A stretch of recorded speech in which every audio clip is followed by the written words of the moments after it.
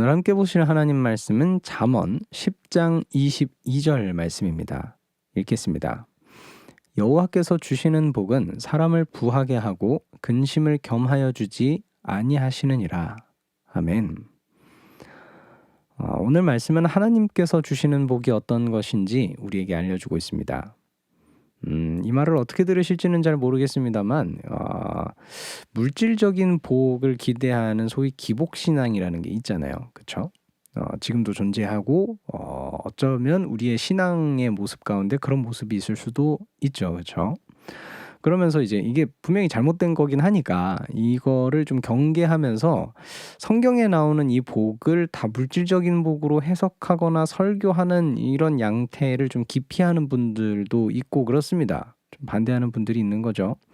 하지만 오늘 말씀을 보시면 하나님의 복이 사람을 부하게 한다라고 그냥 대놓고 써져 있는 걸 볼 수가 있습니다. 말씀이 그렇게 기록하고 있죠. 물론 여기에 대해서 여러 가지 얘기를 막 이렇게 해볼 수는 있겠지만 적어도 오늘 말씀을 통해서 우리가 알 수 있는 건 하나님의 복이 물질적인 복을 포함한다는 걸 알 수가 있습니다. 그러니까 물질적인 복이 하나님의 복에서 배제되어 있는 게 아니라는 거예요. 그렇기 때문에 물론 이제 당연히 기복신앙은 신앙의 목적 자체가 이제 뒤바뀐 거라서 이거는 이제 우리가 지양해야 되고 피해야 되는 것이지만 또 이제 저쪽 극으로 가서 성경을 볼 때 나와 있는 이 모든 복들이 물질적인 복이 아니다라고 이렇게 얘기하는 것도 성경 말씀을 좀 곡해하는 일이 될 겁니다. 물론 이 양극단에 있는 분들은 언제나 굉장히 극소수겠죠. 이야기하다 보니까 뭔가 뻔한 양비론이 되어버렸는데 이런 걸 얘기하고 싶었던 거는 아니고요. 애초에 이 말씀이 그런 거에 대해서 얘기하고 있던 것도 아니고요. 진짜 중요한 내용은 이 다음에 나오는 내용이라고 생각합니다. 무엇이냐면 근심을 겸하여 주지 않는다라고 기록된 말씀입니다. 여러분 이 말씀을 한번 잘 들어보세요. 하나님께서 복을 주셔요. 그럼 사람이 부유해지죠. 부유함을 받았는데 여기에 조건이 하나 붙었습니다. 이게 진짜 하나님의 복이라면 이렇게 될 거야 라고 말이죠. 무엇이냐면 내가 복을 받아서 부유해졌는데 근심이 안 생기는 거래요. 부유해졌는데 근심이 안 생겨요. 그러면 그게 하나님께서 허락하신 복이래요. 무슨 말일까요? 저는 돈이 있어 본 적이 별로 없어서 잘 모르겠어요. 하지만 좀 얘기를 좀 들어보면 많은 돈을 가지고 계신 분들 혹은 갑자기 이렇게 특히나 갑자기 이제 많은 돈이 생기게 되면 사람이 좀 많이 불안해진다고 하더라고요. 이제 이 재물이 어딘가 이렇게 누가 뺏어가지는 않을까 막 이러면서 말이죠.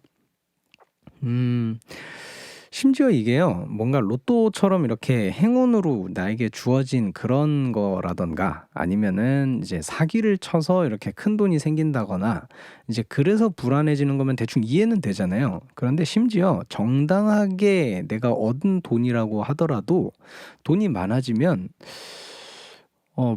근심이 생기고 불안해질 수가 있을 것 같아요. 왜냐면은 그 돈이 생겼다는 이야기는 이제 분명히 이제 사라질 수 있는 가능성이 생겼다는 이야기일 테니까요. 그래서 처음에는 이거를 염두를 못하고 이 말씀을 봤을 때 하나님의 복은 정당하게 얻게 되는 재물에 대한 이야기가 아닐까라고 생각을 했었어요.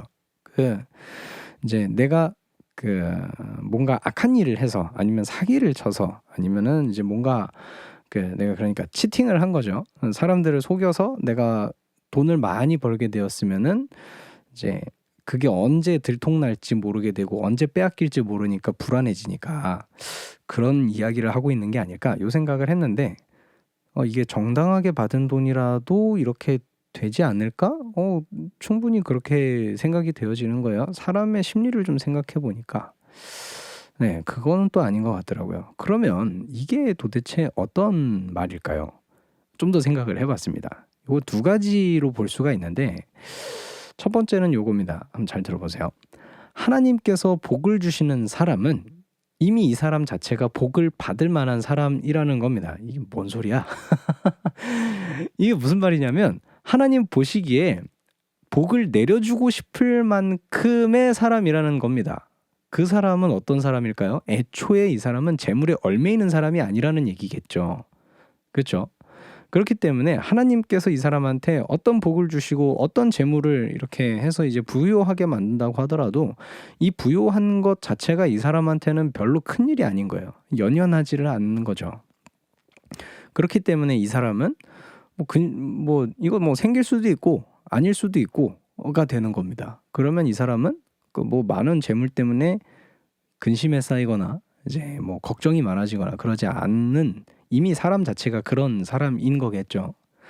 네, 그게 첫 번째입니다. 그리고 두 번째로 생각해봤던 게 뭐였냐 하면은 애초에 하나님이 이거를 주실 때 이제 근심할 수 없게 어떤 건지는 잘 모르겠어요. 짐작은 좀 안 가는데 아예 하나님이라면은 이 사람이 근심하지 않을 어떤 상황과 여건 이런 것들로 다 만들어 주시고 그것을 주지 않을까. 그래서 이 사람은 이제 근심 자체가 없는 상태에서 이제 부요함을 받게 되는 거죠. 그게 아닐까 하는 이제 요 두 가지입니다. 전자든 후자든 하나님께서 주시는 복은 따라오는 근심 걱정이 없는 복이라는 거를 오늘 말씀을 통해서 확실하게 알 수가 있겠죠. 그 이제 동생이 있는데 동생이랑 어렸을 때 이런 얘기들을 이제 괜히 상상의 나래를 펼치는 거죠. 로또 1등 되면 뭐 할래? 뭐 이런 거 있잖아요. 어느 날 갑자기 나한테 돈이 이만큼 생기면은 너 뭐 할래? 막 이런 거 있어요. 그런 거 얘기할 때 뭐 지금도 가끔 그런 상상을 하지만 돈이 좀 생기면 마냥 행복할 것 같잖아요. 여기에도 이거 쓰고 여기에도 이거 쓰고 이러면은 참 좋지 않을까? 이런 거 말이죠. 그런 마음이 들고는 하지만 오늘 말씀을 통해서 다시금 제 스스로를 돌아보게 되는 것 같습니다. 아니, 오히려 내가 뭔가 물질적인 것에 더 치중하고 그것들을 더 생각하고 쫓고 있지 않았는지 스스로를 점검하게 되는 그런 말씀이었던 것 같습니다.